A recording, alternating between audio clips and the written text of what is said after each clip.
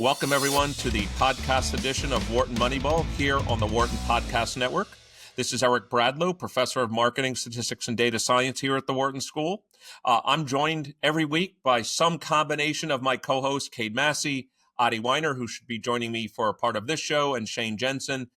11 plus years we're here on Wharton Moneyball. If you'd like, a statistician reads the sports pages. And, I've always said the best part of the show, and there's Adi Wyner joining in, the best part of the show is that we get to interview people who have lived in the world of sports, who are trying to make a difference in the world of sports. And Adi, today is no exception. We're joined by Wharton alum, NFL alum, founder of athletes.org, Brandon Copeland, who prefers to go by Cope. So Cope, welcome to Wharton Moneyball. Thank you for having me. I appreciate you. It's always a dream come true, literally, to be, deemed quote unquote important enough to speak on a Wharton platform. Because I know when I came in, I was like, wow, I didn't know what I got myself into, and I've been blessed ever Cope, since. you're a lifetime Wharton alum. That never goes There we go. away. You get the Wharton brand forever. Amen. And that's spoken Amen. from another Wharton alum or Penn alum. That's me. Yep. Well, no, I'm a Wharton alum and a Penn You're a alum. Wharton alum too. Okay. And Penn parent, as Cope and I spoke about off the air, and the parent of a D1 athlete, as Adi knows. He just saw my middle son out in San Francisco. I did, and my wife is a Wharton alum as well. So we have a lot of Wharton alums in the group. Well, Cope, there's so many things I'd like to talk to you about. Let me kind of go time-wise forward. Can you talk about your time here? As I'm sure a lot of our listeners on Wharton Moneyball would just like to know, what was it like to be a D1 athlete here at the University of Pennsylvania? And, how does someone from Penn make it all the way to the NFL? Because most of the time, there's some of us, but, most of the time people don't think about it that way. So what was your time like here? And then tell us about your transition to the NFL. Absolutely. Well, when I came to Penn, I started there in 2009. July 25th, 2009 was actually my first day on campus. And I started in this program called Africana to get out to campus early, start taking some classes, start getting adjusted, knowing where this building was and that building was and all of those types of things. And summer in Philadelphia is a great place to be, even as a wide-eyed freshman who has no idea what he's doing, frankly. Although if I read correctly, you went to Gilman, right? Yes. Yeah. Yeah. So, obviously I assume that means you grew up in the Baltimore area somewhere?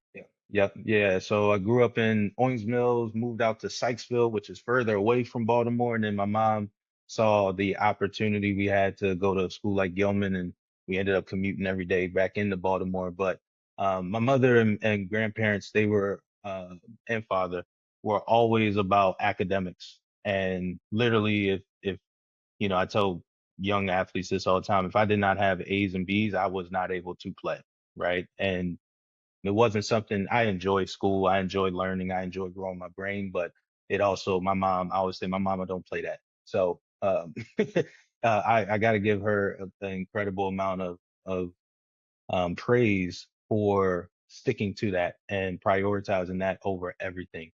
My grandfather, he played for 11 years in the NFL as well too, with the Baltimore Colts, won a Super Bowl, lost the Super Bowl to Joe Namath and the Jets, won a Super Bowl against the Dallas Cowboys. But when your hero is also a former NFL player and he preaches grades and the fact that no one can ever take your brain away from you and things of that nature, it makes it easy to go all in when it comes to learning, frankly. And so, again, he actually was one of the people who made me feel comfortable and confident coming to a school like Penn. I remember being a junior at Gilman and we had college counselors. And I walked into that college counselor, Mr. Chris' office for the first time. And he said, hey, I think you can consider an Ivy League school. And I was like, Ivy League, that's funny. I just want to play football. I want to go to a big time school and play some football and things of that nature. And my grandfather, once he heard that, he imparted his wisdom on me and said, hey, listen, you're good enough to play in the NFL. And he always said this. He passed away January 6, 2019. But I always remember he said, you're good enough to play in the NFL. And I would never lie to you. Lying to you would be like lying to myself. And there's no point in ever doing that. Don't ever do that because you can't face your problems. You're good enough to play. There's three things that can stop you and derail you, because I've seen that derail most people's careers. Two of them are in your control, and one of them is out of your control. It's women, it's drugs, and it's injuries. Okay. You have two of those three that you can control yourself. Injuries you can't necessarily do. But ultimately, he's the one who made me feel comfortable and confident going to a school like Penn, trying my best to become a quote unquote big fish in a small pond, so to speak. And he said, if you're good enough, they'll come find you. And I believe you're good enough. And so that's what made me take the leap. And also, you know, not to get too long winded here, my third to last game of my high school season, we played a team called Loyola. And for those in the Maryland area, you know what that means. Um, and ultimately, a teammate of mine got hurt. I was a captain of the team, and they put me in on kick return, which I hadn't done kick return or special teams since seventh grade.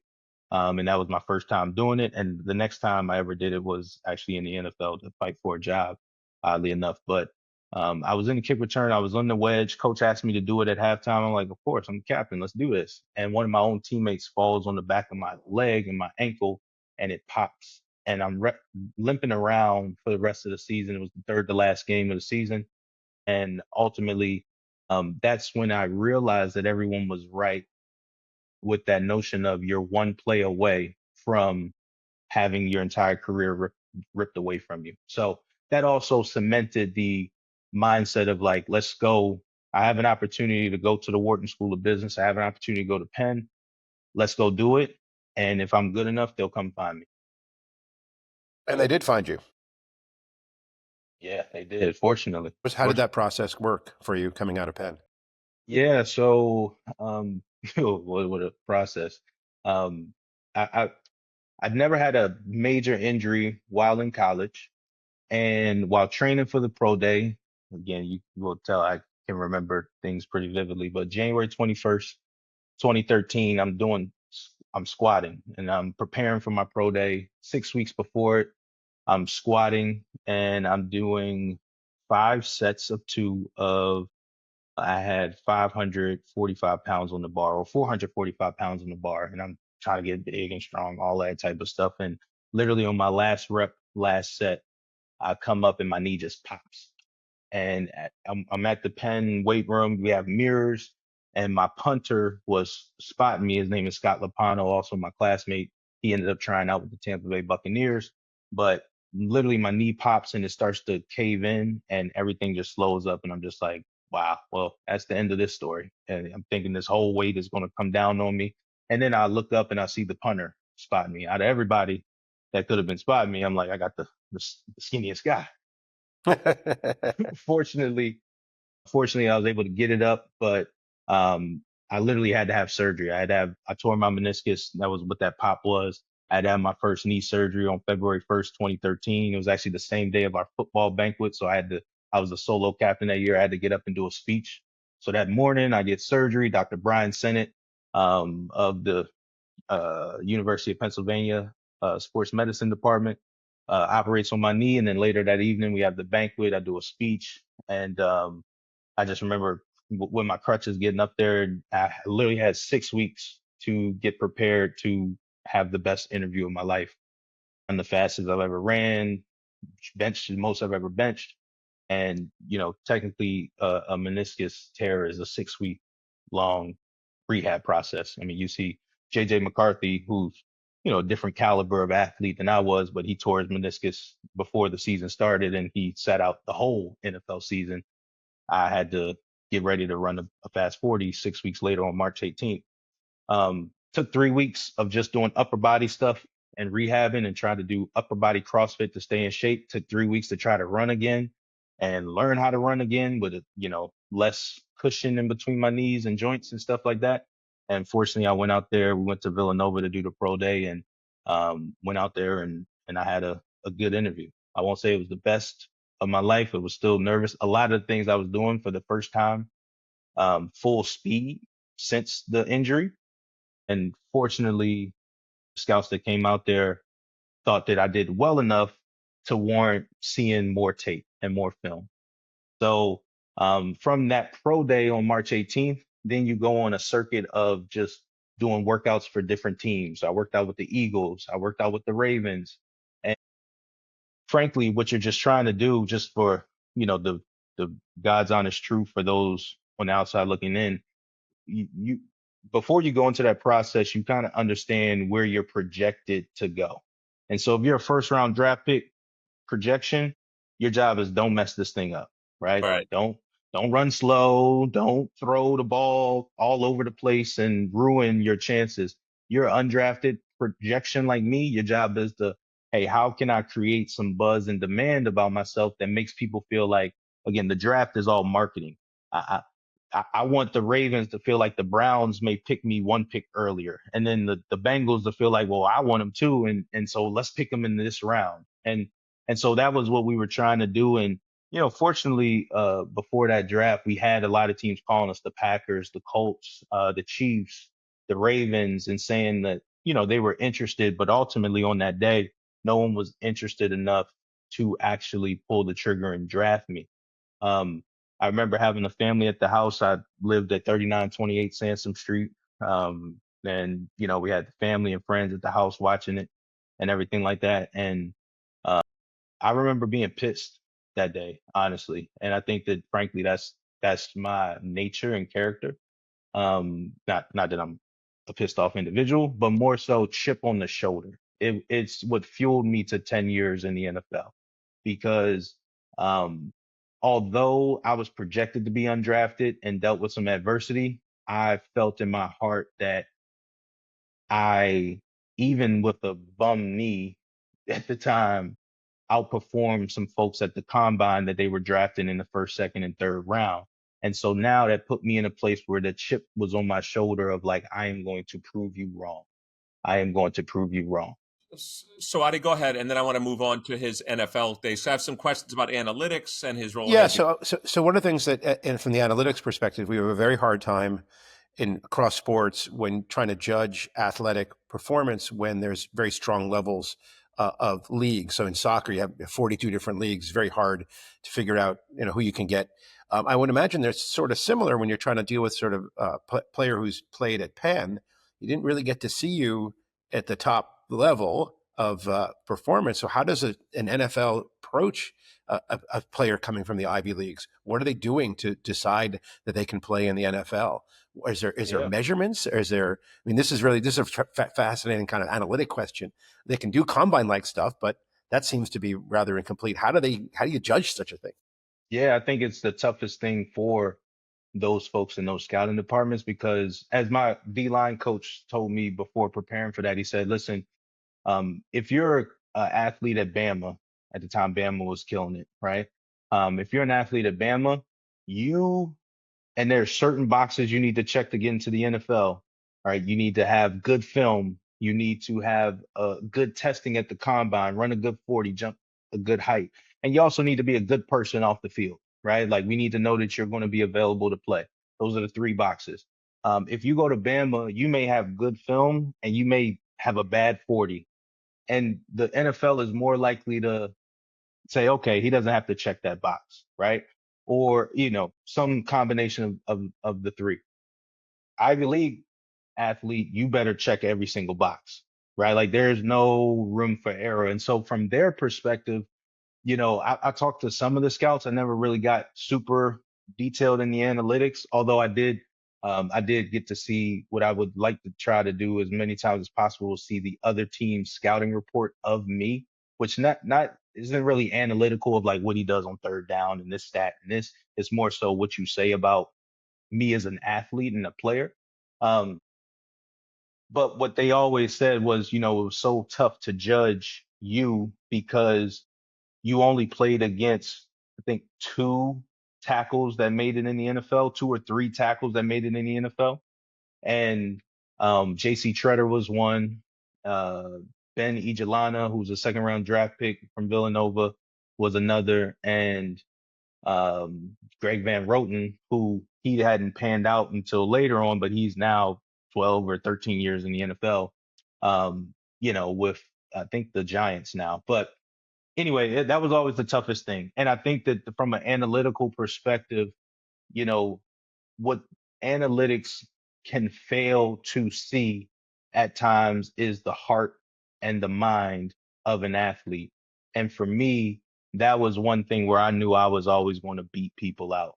And it's not just in the pros, but also in college. I used to always tell athletes, like, there is always going to be a time where there's adversity and the cream will rise to the top. There's some people who can't deal with it. You get hurt, coach isn't playing you, some play goes the wrong way, and some athletes I've seen time and time again will make excuses for why they're not playing, or will try to use it as an excuse to, oh, I'm not going to work as hard. Coach doesn't care, so I'm not going to work as hard. And I'm like, you're only hurting yourself.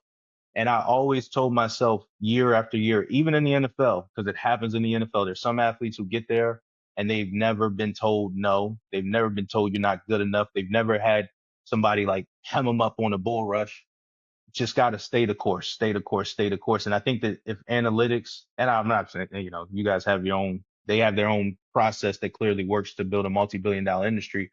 But I would say, how do you look at how an athlete has dealt with adversity to determine, will they last in this beast of a game? Because this thing is literally mental. Like the NFL is when they say 90% mental, 10% physical, that is what it is. I've watched grown men quit in the middle of not only games, but also a season. You're like, you made it. You done all the hard work. Why are you quitting now? But mentally, you can go insane just dealing with the politics and the business and the money of the NFL. So that would be my suggestion. So, Cope, before we talk about athletes.org, I want to talk about your time in the NFL since you were there for 10 years. Since, we can only hope that analytics plays a role and continues to play a role within the NFL. Certainly, it's one of the sports that, lots of things can be measured. Lots of things have been, Adi and lots of others have worked on things like, now going for it on fourth down and, et cetera. Can you tell us in your career what you saw the major roles of analytics within your NFL career, whether it was in your own training, whether it was in on-field decisions, whether, how did you see it being used? Yeah, for game planning and preparation. So every single week we come in and different teams structured in different ways, but on Wednesday, if we come in and I'm on the Patriots or the Jets or anybody, we're typically, because on Wednesday we're in pads, we're typically going over first, second down, some of the rundowns, and short yardage we do later in the week, but we're starting to talk about what their favorite runs are, right? Look, ultimately you're using those analytics and those statistics to start to figure out, hey, on second and short, there's some teams on second and short that 73% of the time they're going to try to take that as a chance to throw a deep ball or to take a shot. There's some teams on second and short, San Francisco 49ers in certain years would say, hey, we're just going to go get the first down. Patriots sometimes, we're just going to go get the first down. But ultimately, you're using those analytics to help you play faster. You're trying to figure out the tendencies, not only of, there's the one-to-one battle of, hey, I'm Brandon Copeland, I'm the outside linebacker, typically on the left side. So this week I'm going against Trent Williams or Laramie Tunzel, and his tendency on third down is to get out fast, right? There's certain tendencies that individual player may have, but I also want to know the tendencies that the offensive coordinator may have. So on third and short, is he doing play actions? Is he doing crossing routes? Is he trying to pick route me, right? Like if they put the running back out wide, what is that running back likely to do? And Greg Williams was one of my D coordinators, and I love the way he put it. He said, your job as a football player is to use your instincts to guess before the snap whether it's run or pass. And then once that ball is, so I'm using my instincts. Hey, the wide receiver just did this on their gloves. Every time Odell Beckham does that, it's a pass. He doesn't do this to block, right? Or there's certain running backs who would literally always look around whenever it was a run trying to throw you off, but they're really trying to scan to see where they're going to be doing certain things, right? So I'm using those tendencies to determine whether it's a run or pass, but then I'm also using the statistics that we learned during the week before we say ready break, right? I'm looking at his third and two. I know third and two, they like crossing routes. And I'm using those statistics to understand how can I play faster and assume where the ball is going. Because as I think, let me culminate in all this.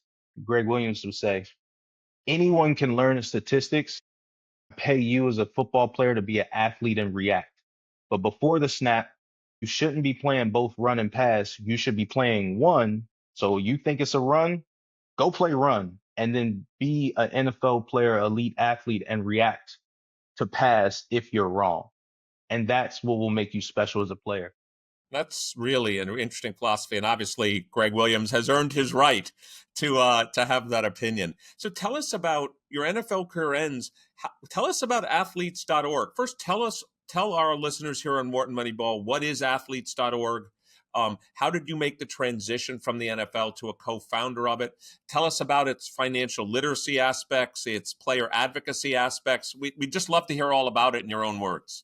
Yeah. So first and foremost, what athletes.org is, it's a players association for college athletes. And if you are following anything about the college athletics space right now, you're seeing a lot of chaos, what people will say, or the wild, wild west, so to speak. And what that wild, wild west is, and frankly, some of it I think is a little overblown to a certain extent, but the wild, wild west is because there are no rules that can be enforced over college athletes without violating antitrust, right? So for years, the NCAA, in 1959, they created a term called student athlete. 1959, there was a football player named Ray Dennison who played for the Fort Lewis Aggies, who had a brain injury and he died.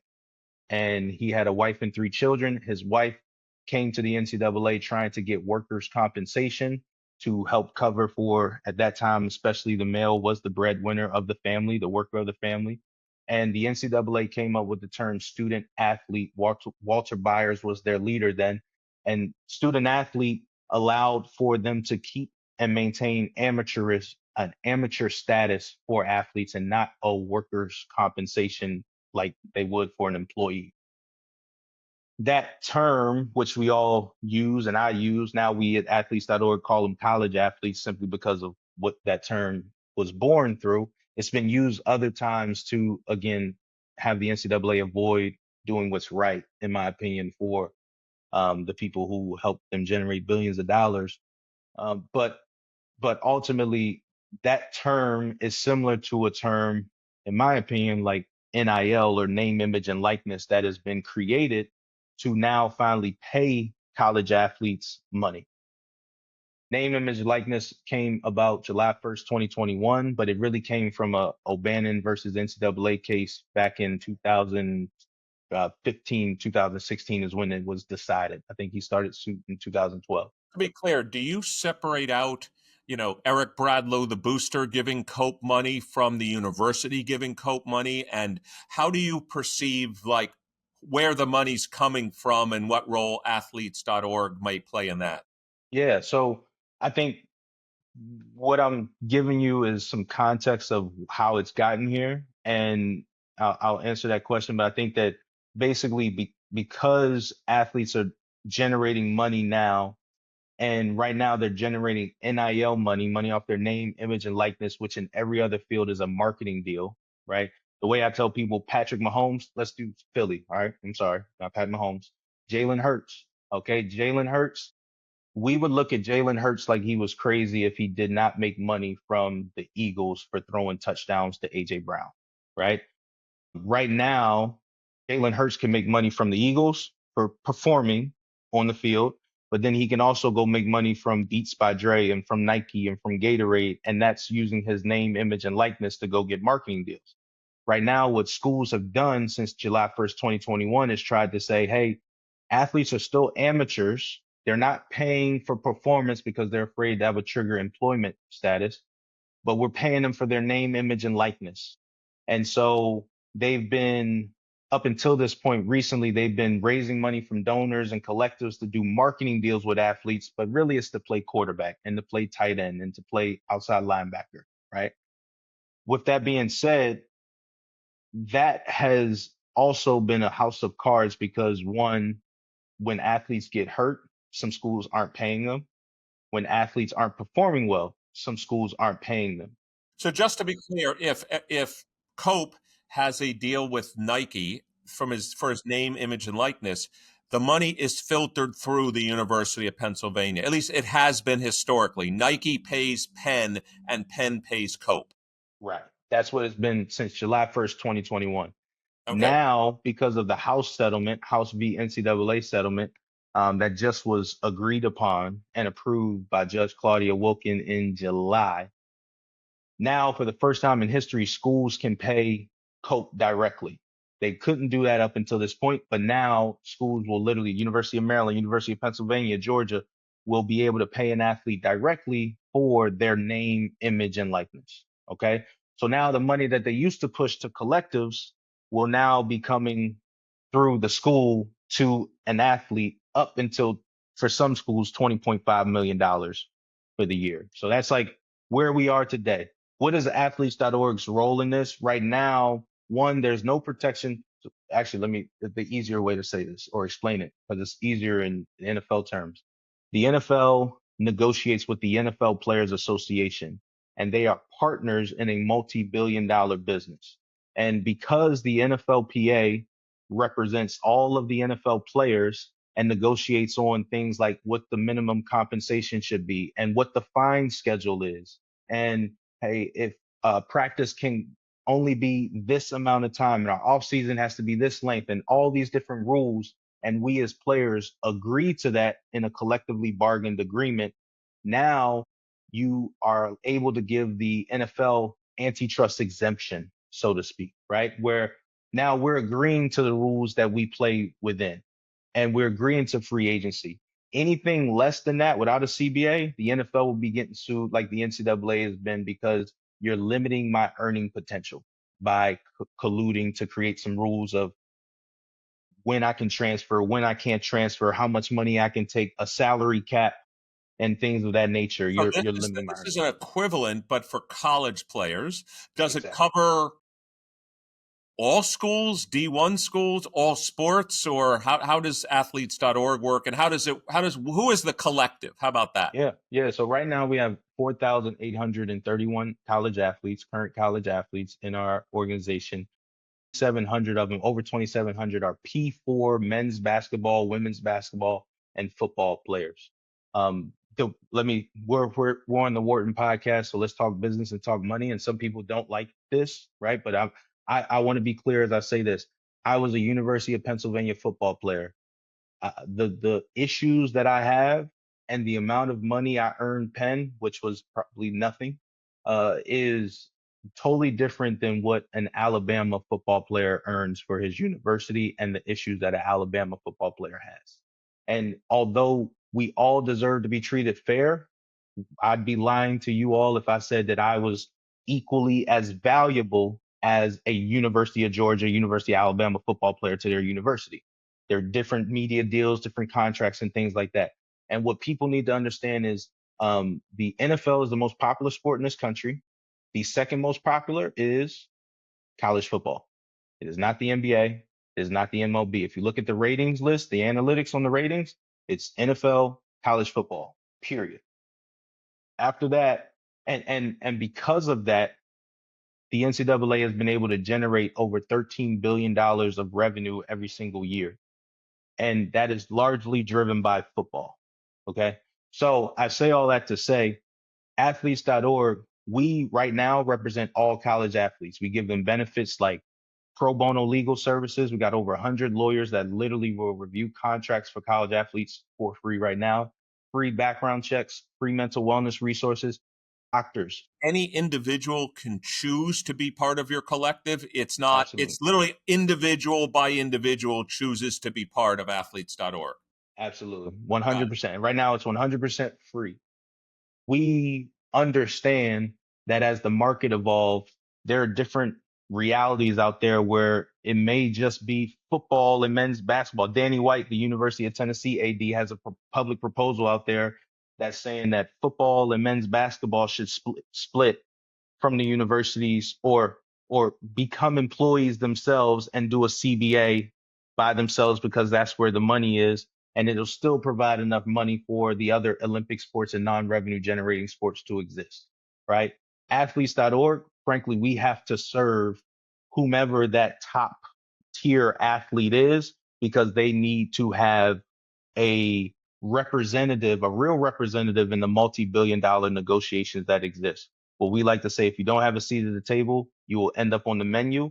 And athletes ending up on the menu has been what has caused lawsuit after lawsuit after lawsuit after lawsuit, which is unsustainable for college athletics and, frankly, a waste of taxpayer dollars. A lot of the money is going to these billion-dollar settlements from public institutions, and that money is coming from a lot of federal funding as well too.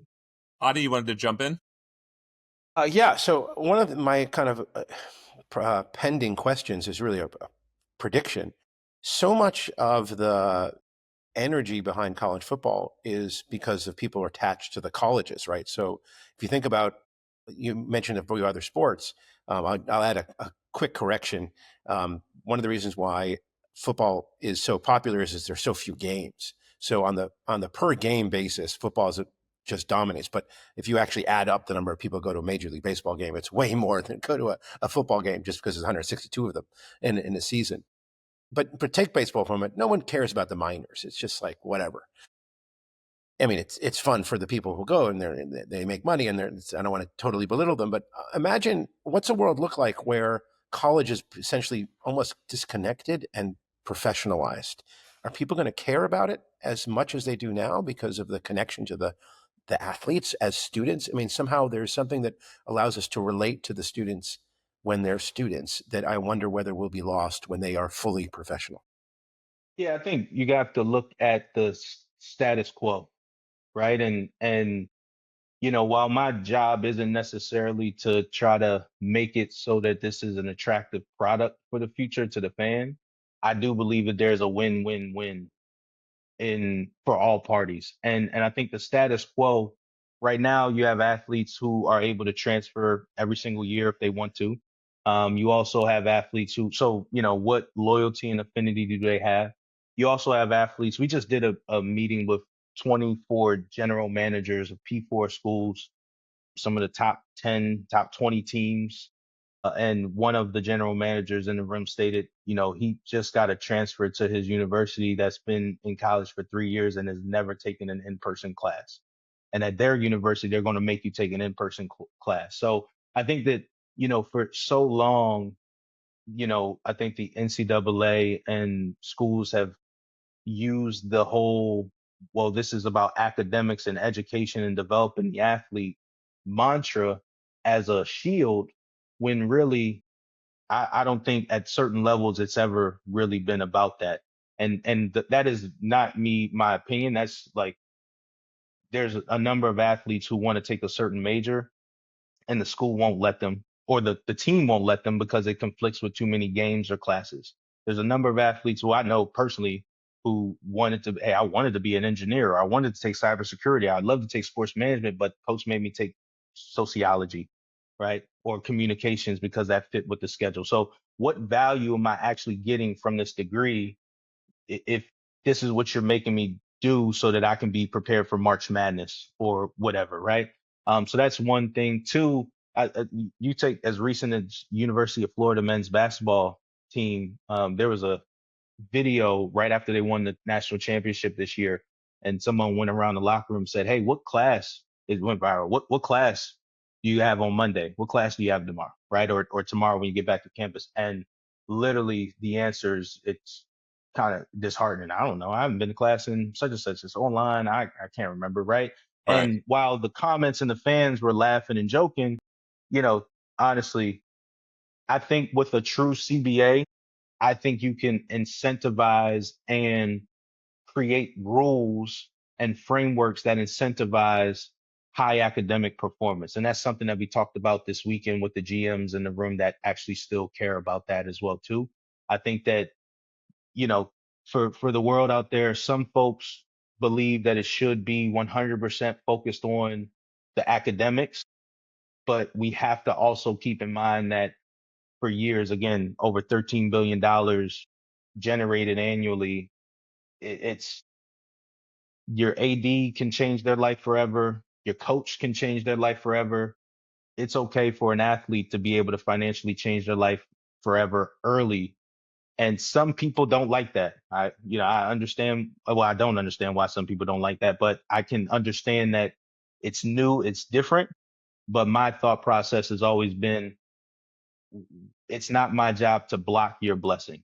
If you're very talented at this, you also understand that, especially a sport like football, I can't do it forever. I'm 30, I retired at 32, right? Like, so if I could have the extra 4 years of earning power and potential, let me do it. And final thing I'll say, and I'll give it back to you, Adi, is a lot of these athletes in college. I mean, I'm on CNBC's Global Financial Wellness Council, and what that means is there was a lot of times where I was doing conversations and interviews about money and athletes with their money, and so many times people said, "Hey, how come a lot of athletes are going broke? How come, what about being an overnight millionaire?" Well, if you look at some of the teams I was on, you know, there's people who played in bigger stadiums in college and they do in the pros. And they sold out bigger stadiums in college than we did. I remember, look, the Atlanta Falcons, we never sold out a game. But if you had that Bama Georgia game, and Calvin Ridley is playing wide receiver, that game is sold out. That stadium is sold out. And so it's just because he's in college doesn't mean he's not able to earn money that could be a valuable lesson for them and stuff like that. So again, I know that that's not what you're saying, Adi, but that's just me. Some of the things I hear in the market sometimes. Well, Cope, we'd like to thank you for joining us today on Wharton Moneyball. We've been talking to Brandon Copeland, proud former Wharton School alum, proud 10-year NFL alum, and maybe the greatest chapter he's going to play in his life, which is as co-founder of athletes.org. So Brandon, from Adi and myself, obviously we're proud of everything you've accomplished. Keep fighting for the college athlete. They're worth it. And the way you talked about the impact on people and their lives and their communities is really inspiring to all of us. So thank you for joining us here, and thank you for the work that you're doing. Thank you guys so much for having me. I appreciate you. So that's been Brandon Copeland. Please stay with us after the break and still listen to us here on the Wharton Podcast Network and Wharton Moneyball. Welcome back to the remainder of our show here on the Wharton Podcast Network. This is Eric Bradlow, Professor of Marketing, Statistics, and Data Science. I'm joined today with my colleague, longtime friend and collaborator, Adi Wyner, Professor of Statistics and Data Science. Some combination of the two of us, Shane Jensen and Cade Massey, are here every week on the podcast edition of Wharton Moneyball. Obviously, a great conversation with Brandon Copeland, about both his Penn days, his NFL days, and athletes.org. Lots to talk to him about. There's some quick issues I wanted to raise, Adi, that I've been thinking about in the world of analytics and wanted to get your reaction to them in the few minutes we have left of the show. First, today's an interesting day for the Yankees, and I wanted to get your take on it. So Aaron Judge is coming off the DL today, or IL today, 10-day IL, and they're going to have him play DH. The problem is that Aaron Boone has already said Stanton's not playing the outfield. So the problem is that means Stanton cannot be the DH. And he's been crushing the ball lately. So my ask to you is, can you tell our listeners on Moneyball, if you were purely making an analytics decision, maybe he does cost you something in the field, but maybe he gains you a lot more with his bat. How would you think about playing them both? Matter of fact, you can imagine interaction effects with Judge and Stanton in the lineup. Judge is better, Stanton is better, and the whole team is better. So how would you even think about it? Forget whether Stanton can play the field. He can play the field. We know he can play the field, but how would you even think about that as a decision from an analytics perspective? Because I think he should damn play Stanton the way he's hitting the ball right now. Well, the real issue is, why is he not going to put Judge out in the field? If Judge can't throw, then he can't be in the field, and maybe he's not ready to come back yet. The difficulty with Stanton is Stanton's very streaky, right? So the mean value of Judge is substantially higher at bat than the mean value of Stanton. So no one's saying Stanton should play instead of Judge. Right. The question is, you're saying is, should we get him out there and be in the field and just hobble? Yeah. The difficulty is that we're not really sure how costly that is, because we don't put someone out there with legs as poor as Stanton's out in, say, left field. Right. Yeah, he'd have to be in left. You have to be in left, and you wonder what that can cost you. If he makes an extra out a game, that's terrible in the field. And that probably doesn't overwhelm what would replace him at left field and at the bat. Remember, the Yankees do have a little bit of depth there. But I do like your point about interaction. I think one of the sneakiest and most overlooked aspect of baseball is the interaction of players within a lineup. And we're so used to just adding a player's value, just the WAR, the sum, everything sums, because no other sport does that, right? You can't do that with basketball. You can't do that with football. Everything is interactive. And we've gone so far the other way that we just add up. We don't recognize that there's interaction. And so you can have three players who have the same kind of value to a mean team, but in a different lineup, they have tremendous interactions, which can create either less value or more value. And I think Stanton adds a lot to a Yankee lineup with Judge in it. So I think that I'm kind of agreeing with you. I'd rather see Stanton out there in left hobbling or Judge hobbling. I'm not sure who's worse.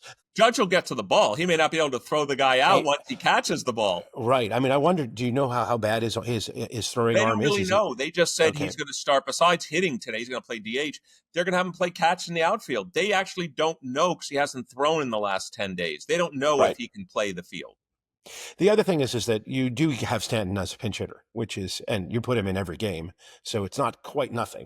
Right. And that's the other thing I think that's been undervalued in baseball as we've shifted to this post analytics world where you have 13 pitchers and everything is done sort of programmatically with these short stints for the starters and the relievers. I think that we've missed the value of having bench players. And having potentially Stanton, not to run, but to pinch hit in a key situation. So remember, think about that now. You're trading Stanton's kind of random at bat for putting Stanton in when you kind of need him, right? Potentially, because you can do that. And so that has a little value as well. That's a great point. You could play if he needs to bat for the number 8 spot or 9 spot, because that's where he's valuable. Where it's coming. You put him in, and it's a high leverage situation. And that could be the 6th inning if you need to be, or 5th inning. I know you've spoken many times about no need to save him for the 9th. If that high leverage situation's in the 6th, you bat him in the 6th.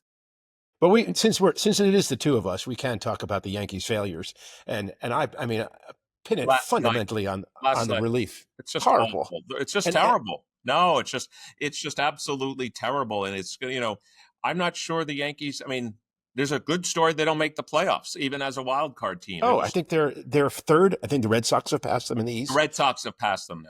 And the thing is that you watch these games, and I mean, so Neil Payne, the incredibly versatile, prolific, insightful, he wrote this beautiful article ranking Major League Baseball players' teams based on their deviation from Pythagoras. And the Yankees were last. Just remind people what that is, which is we compute runs scored, we compute runs against, you square them, runs scored over runs scored squared divided by runs scored squared plus runs against squared. And that's a prediction of your winning percentage. And so teams that are neutral, meaning they score the same as they give up, that's 50-50. And then, so the Yankees, what you're saying is the Yankees have a plus, let's call it, maybe they have scored 400 runs.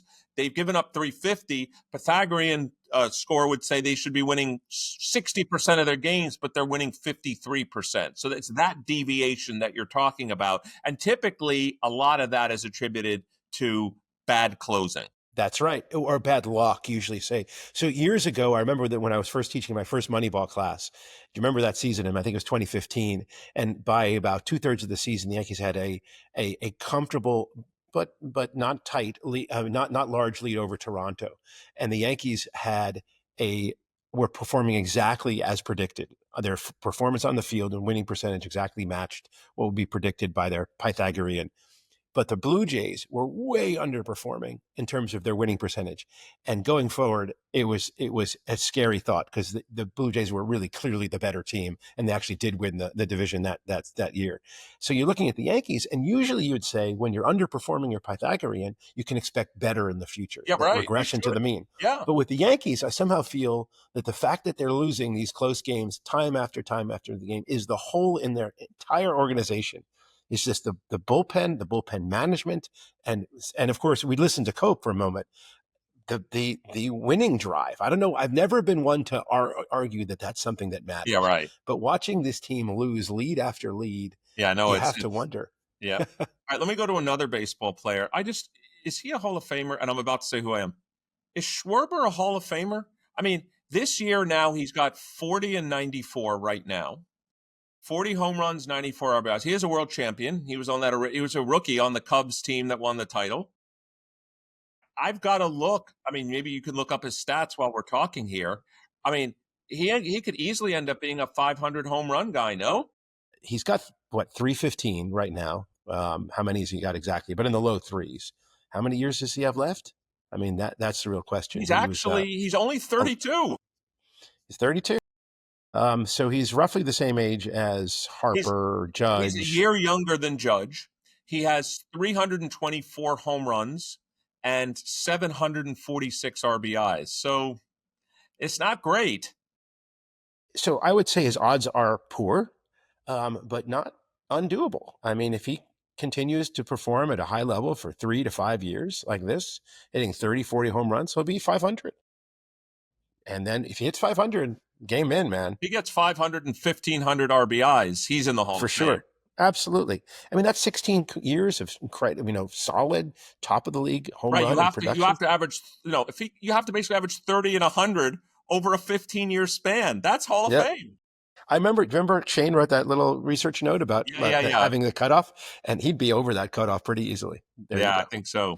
So let me ask you a sport. I know you don't follow a lot, but how would you analytically think about this? So Novak Djokovic, we know, is 38. He lost to Wimbledon in the semifinals. The U.S. Open's coming up in a couple weeks. Novak Djokovic is not playing at all between the two tournaments. And so the rest people say, well, that's what an older guy needs to do. The other people are saying, he's not going to have any match readiness coming into the U.S. Open. Forget you're not an expert in tennis. I'm not. I pretend to be an expert in tennis, but how would you even think about addressing that issue? Like, which is better, rest or match readiness? I mean, you could just do a simple empirical analysis, right? Which is you could measure all kinds of things, but that would be a difficult study. This would be an exact, but some particular causal inference type study. Well, that's the problem. Can we do an instrumental variable or something that predicts not just that, but it's self-selected. There's a reason he's choosing not to play, and so the X's are not random and correlated with some unobservable, which is the standard problem that we have in causal inference. And so, what's causing him to perform worse or better? Who knows which it is? So I think we can only look back at the macro level and see the longevity of today's superstars is monumental compared to what they were when we were kids. Come on, Eric. I mean, think about Connors playing at 31. He was a grandfather in the. But Connors made the semifinals of the U.S. Open at age 39. He's the one exception. He's the exception, but most of them were done. Sampras was retired at 31. Bjorn Borg, remember him? Borg retired at 26. McEnroe never won a major after age 28. I mean, guys were done by their early 30s. Absolutely done. And I think most people attribute the longevity to the rest, the stretching it out. And of course, nutrition and the trainers and the vast amount of money that they make relative to what they used to, which allows them to skip tournaments. I mean, they had to do all those tournaments in years past just to make the living they needed to make.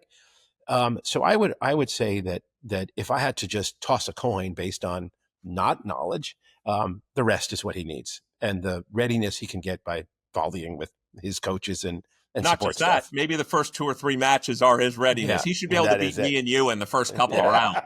He can meet me and you playing doubles against him. All right. So one last thing was about the NBA. So I didn't put this in a rundown. I wanted you to guess. So OKC obviously is the defending champs, right, in the basketball. I just recently looked today at their odds of making the NBA Finals. So not winning, but going to the finals in the Western Conference. Remember, Clippers are in the Western Conference. The Mavs are in the Western Conference. The Nuggets are in the Western Conference. The Lakers are in the Western Conference. The Timberwolves are in the Western Conference. What do you think the betting odds are right now for OKC to make the finals? So just for our listeners, if Adi thinks it's a third, he would guess plus 200 roughly. If he thought it was a quarter, he'd go plus 300. If he thought it was 20%, he would go plus 400. What do you think the odds are right now? Them making the finals. Making the so final. be the Western champion. Western champion. I'd say plus 300. Yeah, so you're not that far off. I would have guessed higher than it's plus 240. How about who do you think is the favorite in the East? Oh, by the way, I should say it's plus 240 because they're shorting you the odds. Remember, my odds are what I would call fair. Yeah, so yours might actually equate to a betting of plus 240 because they're not, even if the truth is plus 300, they're not giving you plus 300. That's they're right. giving you plus 240. 240. So I think we're roughly in the ballpark. So what was your second question? Who's the Eastern Conference? Who do you think the favorite is? And what's their odds?